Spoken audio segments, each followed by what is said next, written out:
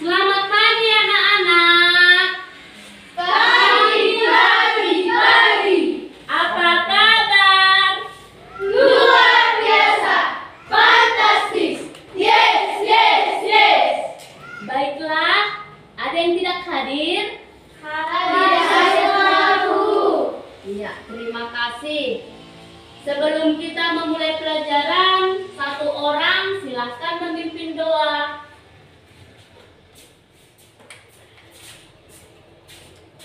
Mari kita bersatu dan berdoa. Amin. Ya. Terima kasih ya Sarah. Baiklah, sekarang kita akan mempelajari tentang peristiwa Rengas Dengklok. Kira-kira ada yang tahu tidak apa itu Rengas Dengklok? Tidak, Bu. Nah, jadi Rengas Dengklok itu adalah nama salah satu tempat di Karawang di Provinsi Jawa Barat. Nah, kenapa peristiwa Rengas Dengklok ini terjadi? Untuk lebih jelasnya, silahkan dibaca teks yang ada di bukunya. Sabang, tolong dibacakan. Peristiwa Rengas Dengklok. Ya, terima kasih. Nah, jadi kenapa peristiwa Rengas Dengklok itu terjadi? Peristiwa Rengas Dengklok terjadi karena para golongan muda menculik. Nah, jadi peristiwa Rengas Dengklok itu adalah penculikan Soekarno-Hatta oleh golongan pemuda. Memang kenapa diculik? Tujuannya apa? Tujuan dari Rengas Dengklok yaitu supaya Soekarno-Hatta segera memproklamasikan kemerdekaan Indonesia tanpa harus menunggu atau terpengaruh oleh bangsa Jepang yang sudah menyerah kepada sekutu.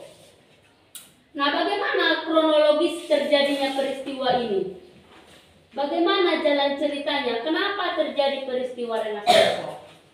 Nah, jadi dahulu itu bangsa Indonesia dijajah oleh Belanda selama 3,5 abad atau 350 tahun. Setelah Belanda ini menyerah ke Indonesia, Jepang hadir pada tahun 1942. Jepang ini berjanji untuk memberikan kemerdekaan kepada Indonesia. Nah, jadi Indonesia ini menjadi jajahan Jepang. Untuk mempersiapkan kemerdekaan Indonesia, Jepang membentuk BPUPKI dan PPKI yang anggotanya disebut sebagai golongan tua. Seperti Soekarno-Hatta termasuk ke anggota ini.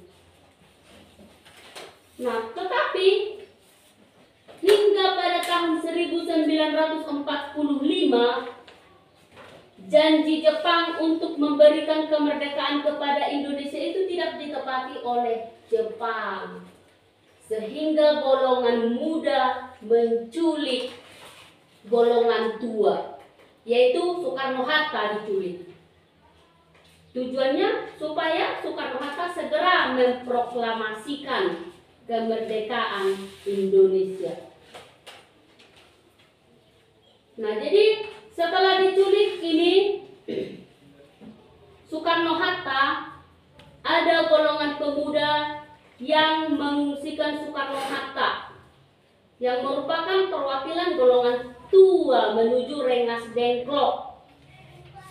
Sehingga pada pukul 3 pagi pada tanggal 16 Agustus tahun 1945 dilakukan untuk menjauhkan kedua pimpinan nasional tersebut dari pengaruh Jepang, supaya Soekarno dan Hatta ini tidak terpengaruh oleh Jepang. supaya segera memproklamasikan kemerdekaannya. Sehingga proklamasi kemerdekaan dibacakan esok harinya pada tanggal 17 Agustus 1945. Nah, jadi pada tanggal 17 Agustus 1945, Ahmad Subarjo membawa Soekarno-Hatta ke Jakarta. Dan pada tanggal 17 Agustus 1945 diproklamasikanlah kemerdekaan Indonesia yang bukan hadiah dari Jepang. Jadi kemerdekaan Indonesia itu bukan hadiah dari Jepang. Itu adalah sebuah perjuangan bangsa Indonesia. Nah, jadi Indonesia hanya dimanfaatkan Jepang. Nah, jadi setelah tanggal 17 Agustus 1945 itu Indonesia sudah benar-benar merdeka. Nah, jadi itulah tentang peristiwa Rengas Dengklok. Bagaimana anak-anak? Kira-kira ada yang mau bertanya? Ada yang kurang jelas? Silahkan ditanyakan. Ada yang mau bertanya? Enggak. Baiklah, kalau tidak ada, silahkan dikerjakan lembar kerja yang akan Ibu bagi ini.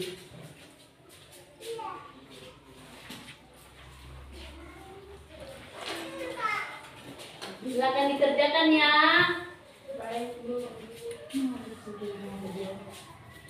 Sudah selesai anak-anak? Kalau sudah selesai akan kita kumpulkan supaya Ibu bisa kasih nilai. Sudah ya. Ayo Ibu kumpul ya. Nah, jadi untuk pelajaran kita hari ini sudah selesai.